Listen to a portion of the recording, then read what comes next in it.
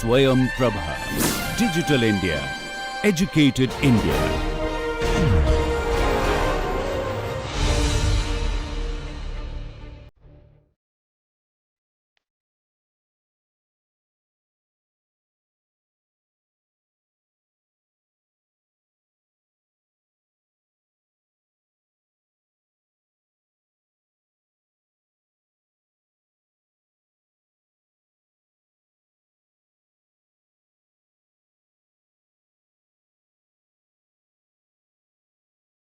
Good morning.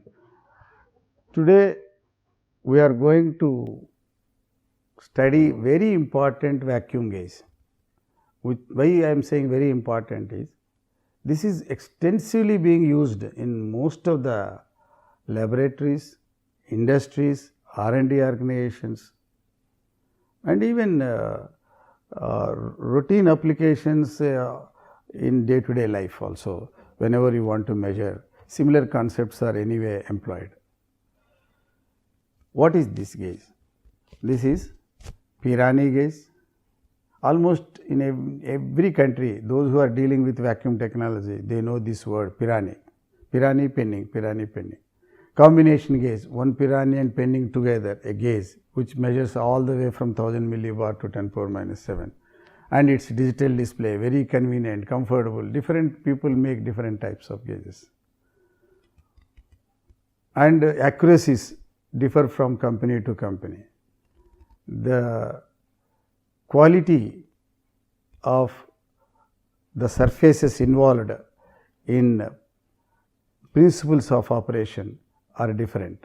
So, one has to be extremely careful if you want to make an accurate measurement using these gauges, Pirani and Thermo-couple gauges.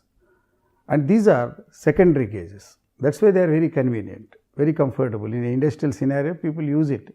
Even day-to-day life, people start using, even school level also people are using these gauges. They are cheap, inexpensive, but they need to be calibrated. The moment you want it to be an accurate gauge, you have to calibrate. Even with that, it is not that accurate, because within few days or few months again calibration may be different. You cannot every now and then calibrate things, but they are very good for getting an idea of the level of vacuum and use it as a control parameter to monitor some process. That means, you can easily convert into electronic or electrical things, signals, from where you can connect it to a control system and control a process. So, these are both measurement sensors as well as control sensors, and they can be digitized with a proper display, so that you can data log it, you can feel very easily variations, etc. Olden days it used to be analog instruments, now it is digital instruments. Let us understand the concepts behind it and working principles and constructional aspects. The concepts that are going to be covered in this lecture are: introduction to the principles of these gauges, heat transfer aspect in vacuum, based on which these gauges work. That is why I have given a separate topic on that.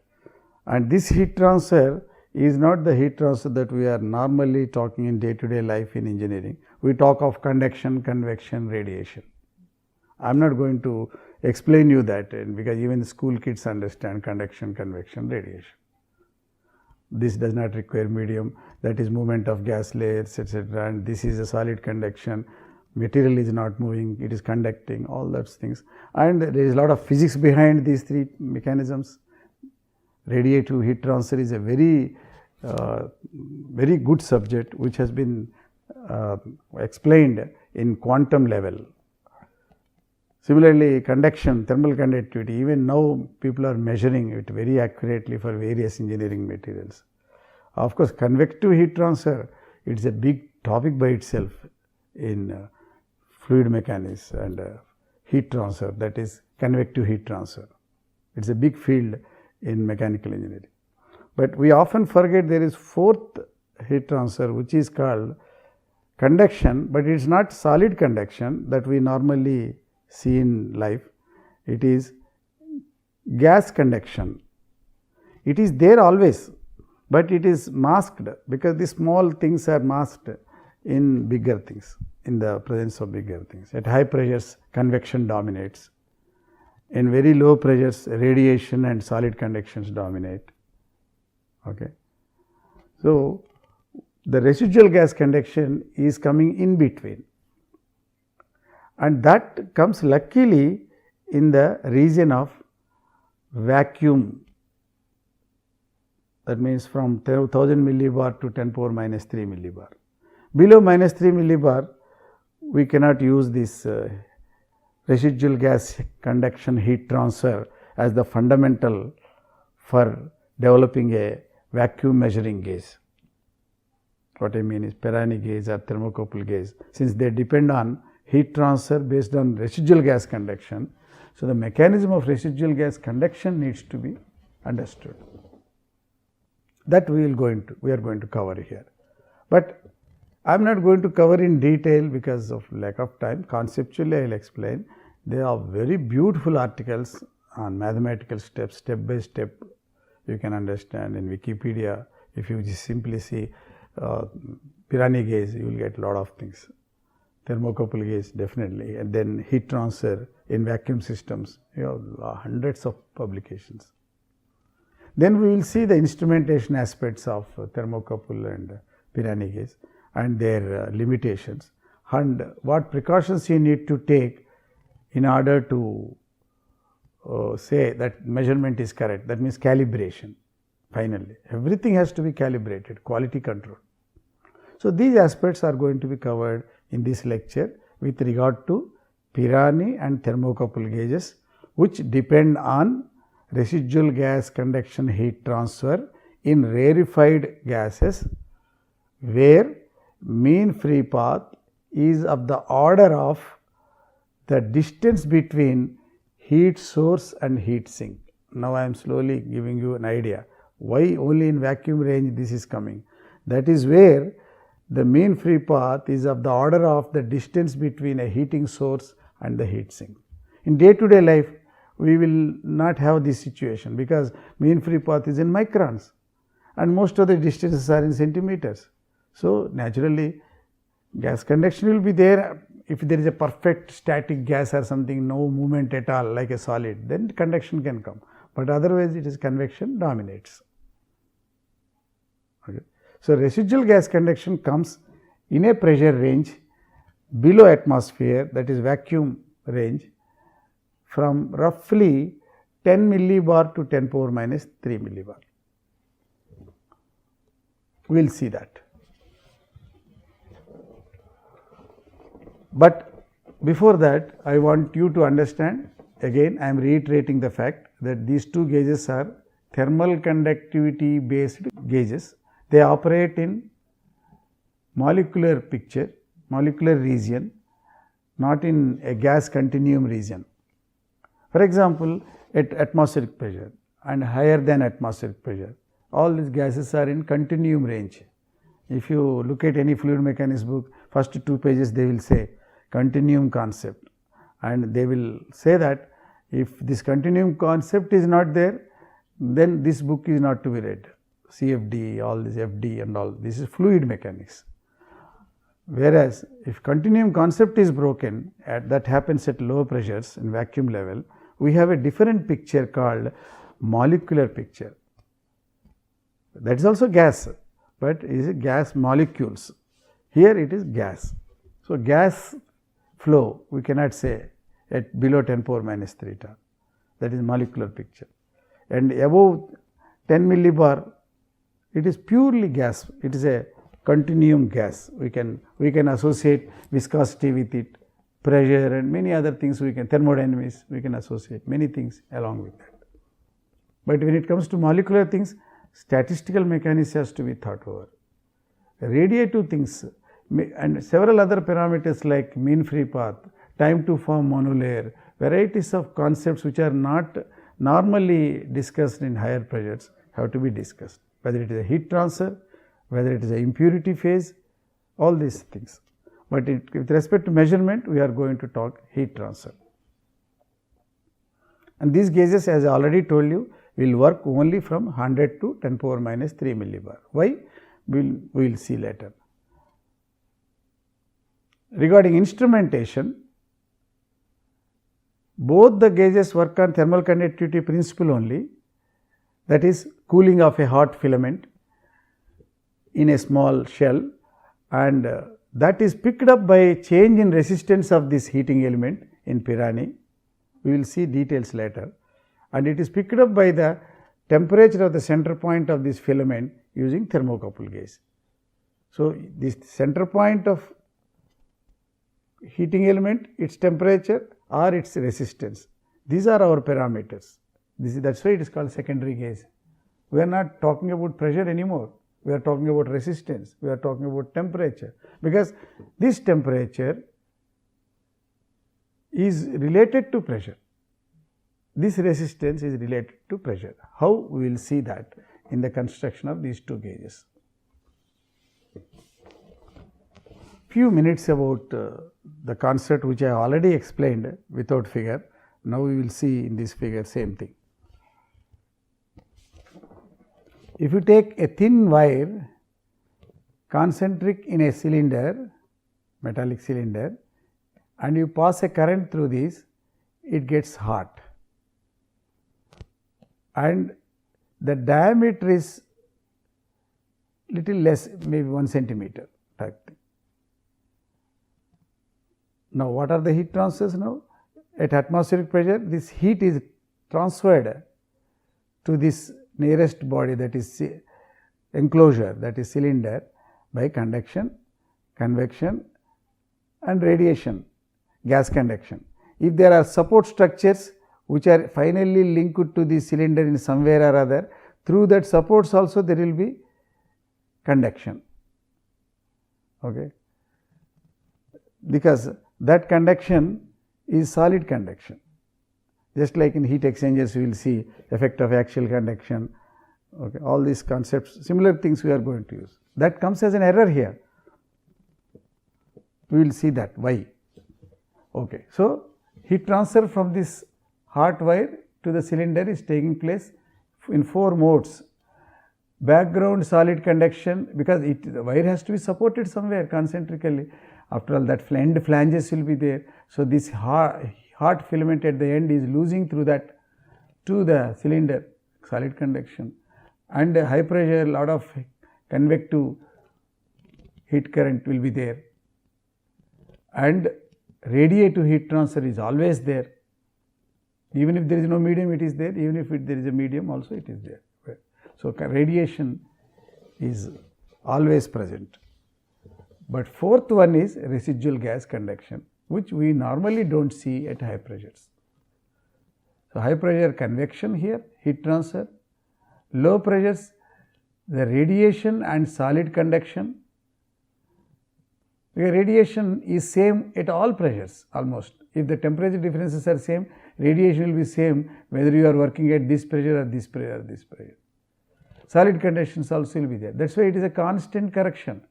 But if this residual gas conduction related heat transfer is going down, which is related to pressure, we cannot measure it in this range, because there is a big error coming from this residual gas conduction. Similarly, higher pressures, it is masked because of convective heat transfer. Only in between this, which happens between 10 millibar to 10 power minus 2 millibar, pressure units I have not given, but you can say that. So, this is a log scale, and that range it is working like a residual gas conduction. Okay. And this residual gas conduction is related to number density of the gas present in the gauge volume, which is connected to the main chamber volume, which is again connected to the pumps, but that vacuum we are measuring. Assuming that pressure is uniform, that vacuum level is uniform, the heat transfer that is taking place in a small cylindrical structure like this which can be considered as a Pirani gas, which can be considered as a thermocouple gas. So, if this heat transfer is more, then what it indicates?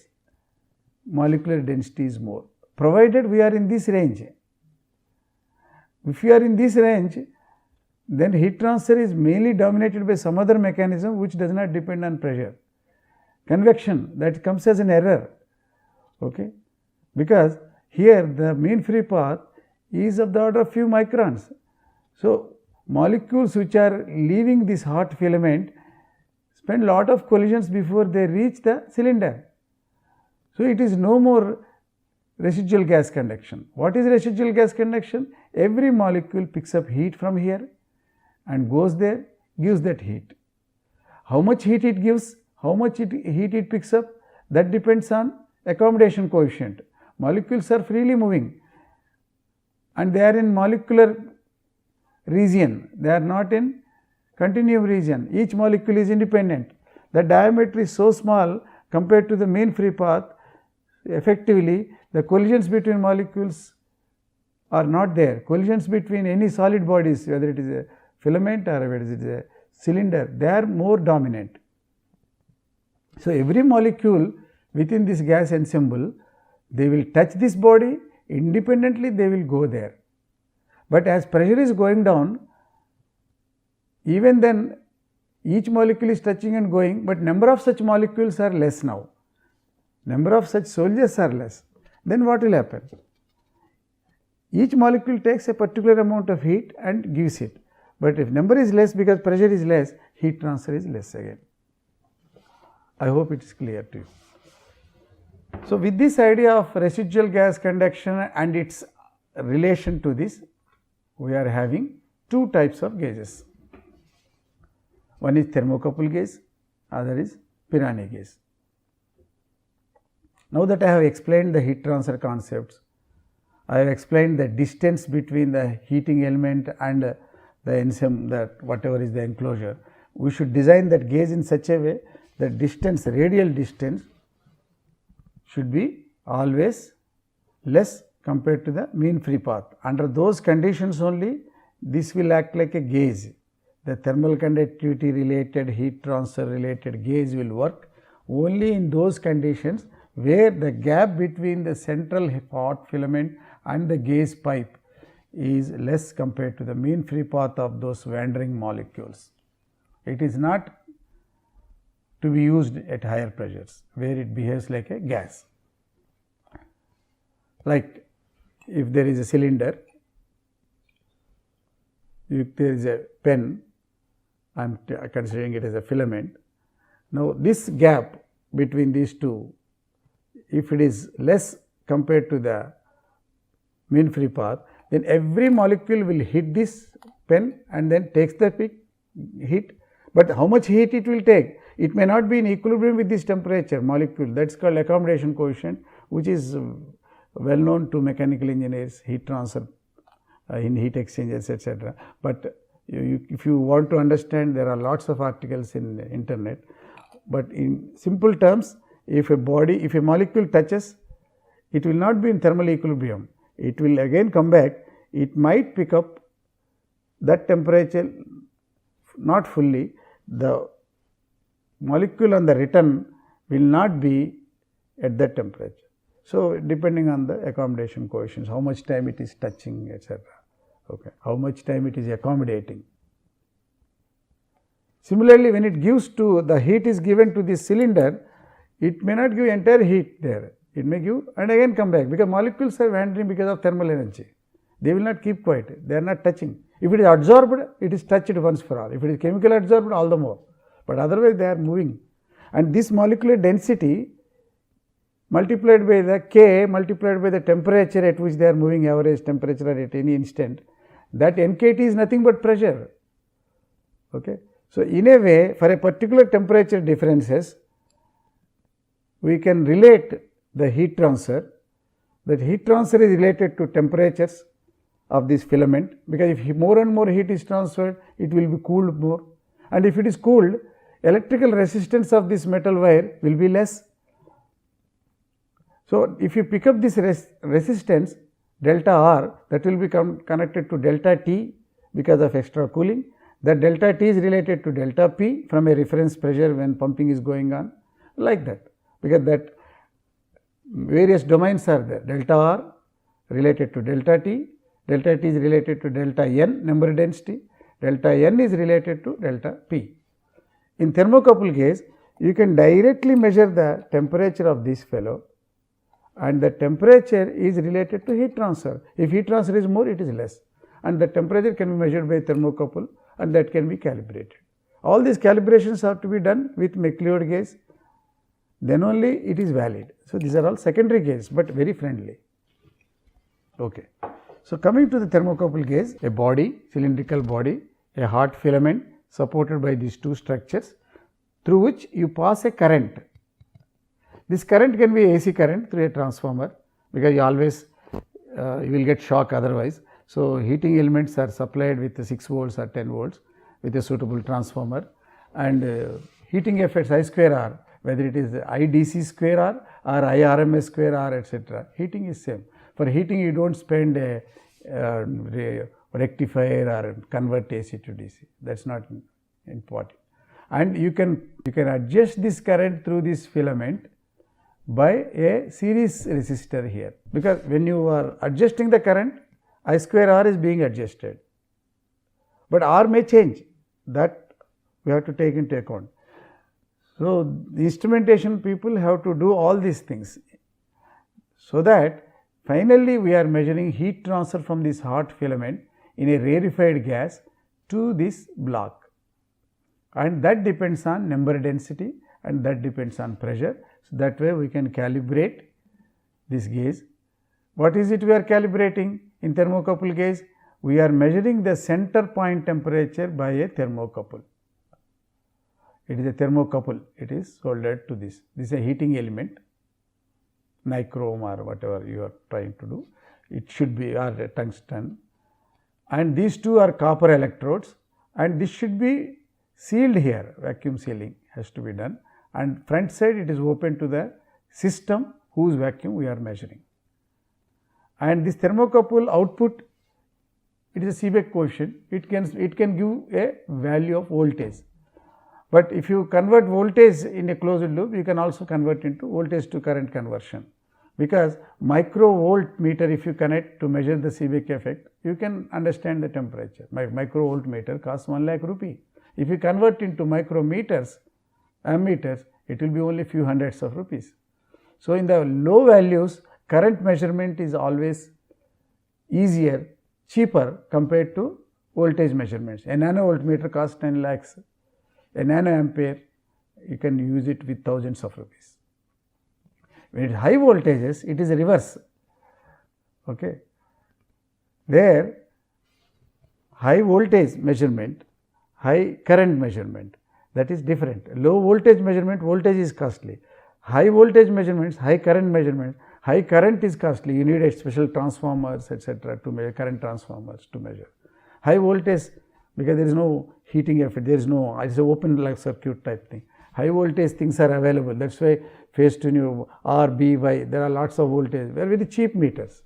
In high voltages, voltmeters are cheaper compared to current meters. In low voltages, current meters are cheaper compared to voltmeters. That is the instrumentation aspect of it. But this fellow has done all that.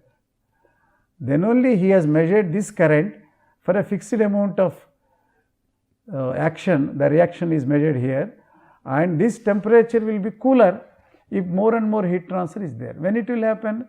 At higher pressures. So, higher pressure, the microammeter will read the low current. It is getting saturated both sides, that is because other heat transfer mechanisms are coming. So, this whole curve represents the microammeter value as a function of pressure. I have put it intentionally in microns, you can put it in millibars, etc. Micron is also one of the units. So, I leave it to the student to convert what is micron. You can convert into millibar or tar or atmospheres, etc. Vacuum levels, for example. Micron means micrometer, okay. Tar means millimeter. So, now I leave it to you. Okay. So, this is how a calibration curves can be generated for thermocouple gauge. Now, instead of measuring the temperature and relating it to the heat transfer, and that is related to number density and that is related to the pressure which we want to measure, instead you can put heating element in a bulb, connect it to the system, and identical heating element you put it, but in a sealed tube connected at ultra high vacuum, sealed.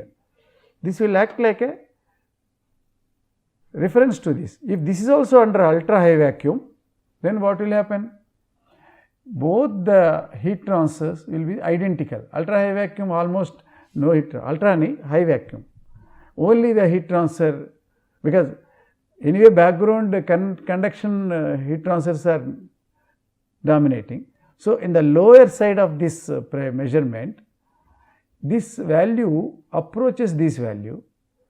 So, you can balance it to 0 using a Wheatstone bridge. I am not going to discuss these things. So, you pass a current through this circuit and balance it, and vacuum level is changing, another pressure, heat transfer will be different here compared to this heat transfer. Why at all you require another gauge? Because if there is a temperature change of this sink, that will add to error. Same gauge, same pressure, winter it will measure something and summer something else. Whereas, if there is another gauge whose body is also same temperature, then it will not create trouble. But nowadays what they are doing, they put a standard resistor, oil filled resistor, and here they maintain a constant temperature by that surrounding things. That is one way. Temperature compensations can be given by measuring put a small thermistor or something, and accordingly suitable compensations can be given here. Electronic compensations, you can do that. If you do all that, this leakage current here is a function of the resistance change, extra resistance change compared to this. Okay. Because here it is constant high vacuum, here it is a variable vacuum. So, for the same current or for the same heat transfer will be different here, and delta R will be there. Once heat is lost more, then resistance temperature is less here compared to this, because it is high vacuum. Temperature less means resistance less, then offset will be there, because originally we have put 0 when this is also high vacuum. Now, variable vacuum, now it will be different. This current you can calibrate. When this current will be very high, when it is at higher pressures, current will be very high, offset current, because resistance is far away from the standard resistor. So, there are various ways of putting this Wheatstone bridge and constant current mode or constant temperature mode. There are lots of variations are possible, but what basically we are measuring is with pressure number density changing, with number density residual gas conduction heat transfer is changing. With that change, the temperature, equilibrium temperature of the filament under constant heating and constant heat loss conditions will change. That will change the resistance. That resistance is picked up by the Wheatstone bridge. Instead of picking up the resistance, if you directly measure the temperature and relate it to heat transfer or number density and pressure, that is thermocouple gauge. Here you will see left side it is picking up, because we are directly measuring this voltage Seebeck effect will be maximum under good vacuum, because temperature is very high. In high vacuums, in poor vacuum it will be low, that is why Seebeck coefficient will be less. Whereas, in penning gauge it is reverse. Under low pressures it will approach the reference junction and heat transfer is less and its resistance will be same as this. So, it will be balanced, null value will come here. So, that way it will be 0 this side. So, with this idea, basically both depend on, both Pirani gauge and thermocouple gauge depend on the principle that thermal conductivity variation, which plays an important role in the residual gas conduction. And I tell you, at higher pressures, it is a fact that thermal conductivity is not going to be a function of pressure. We can work it out in a way. Specific heat and all different, because all those things will adjust. normally thermal conductivity is not at all a strong function of pressure, whereas at lower pressures it is going to be, particularly in molecular picture where continuum concept is gone, then effective thermal conductivity is going to be a function of pressure. That aspect we are exploiting through the heat transfer principle. We are using it through the proper instrumentation in Pirani gauge resistance measurement, thermocouple gauge Seebeck voltage measurement. We are getting some currents or voltages depending on the instrumentation that we employ, and from there we calibrate it using a primary sensor at various fixed points and use it regularly for a high speed measurements, because these are electronic. As the pressure starts changing, heat transfer changes, and immediately resistance changes, everything changes, temperature change. So, you will start getting, it is not like a McLeod gauge, every time you have to collect, sample the volume and then compress it, not like that. It is a continuous dynamic measurement, but it is not accurate measurement. So, these are all thermal conductivity related. It will work between 10 millibar to this. If with the proper corrections, if you can make this still less, the diameter of that, then you can approach 100 millibar. But making a central filament concentric to a very thin concentric cylinder is an art by itself. Very few companies can do it. If we are used to maybe 1 centimeter, but if you can make 2 millimeter pipe and inside that very thin wire concentrically soldered, then you can go up to 100 millibars. So, all these things are there to make this gauge measure from 200 millibar.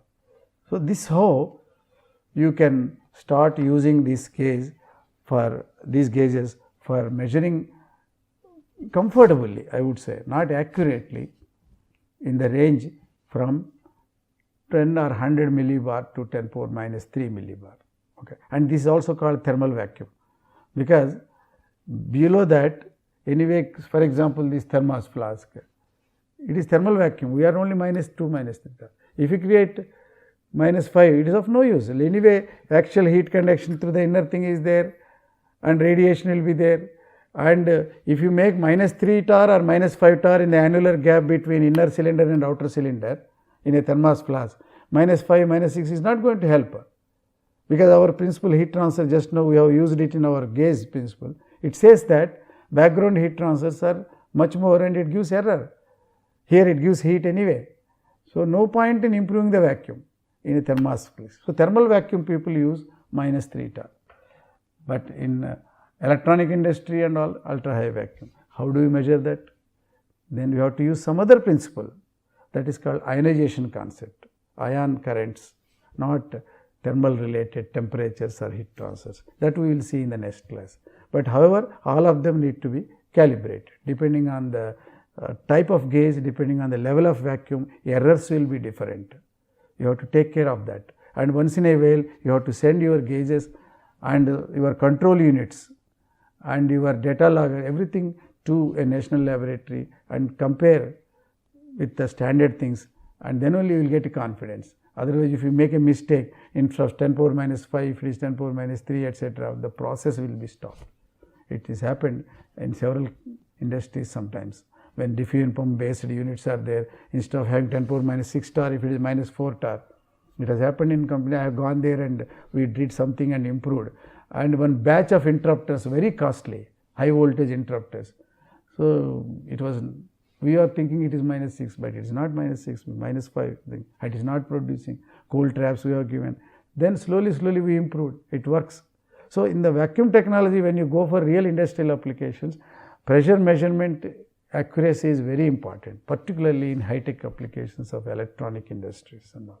So, let us see how this high vacuum is to be measured in a comfortable way by secondary gauges and in an accurate way by the primary gauges when it comes to high vacuum measurement. This is for medium vacuum measurement, and about 100 millibar up to 1000 millibar, there are other gauges which look almost like a primary, like capacitance gauge and also the Bourdon gauge, which is also there for high pressures. That also we will see, they are mechanical deflection type of gauges. Having understood the concept of Pirani gauge and thermocouple gauge, I always say that these gauges are not accurate, then they require calibration. Not only calibration, depending on the gas that we are handling, their readings will be different, because thermal conductivity is a gas dependent. Different gases have got different conductivities, thermal conductivity. So, there will be calibration here. So, Pirani gauge, the manufacturers, they give the suitable calibration factors for various gases. Most of the time, the Pirani gauge is given in terms of nitrogen gas or air, because nitrogen is almost approaching air. So, that is the central line, 45 degrees line. Okay. That means Pirani gauge with respect to a primary standard when they do it. For the same primary standard, for the same Pirani gauge, when you are using for other gauges, other gases, then depending on the difference between thermal conductivity of that gas compared to your air, you will get either a value which is higher or lesser, but actual value may be this, but we are getting a wrong value. So, that calibration constant if you choose, then you will get proper values. This is additional calibration and that constants are given. But whatever it is, with limited accuracy, both Pirani and Thermo-couple gauges are quite rugged and reliable, and they are extremely used in extensively used in various industrial atmosphere and relatively very inexpensive. Okay. Thank you very much.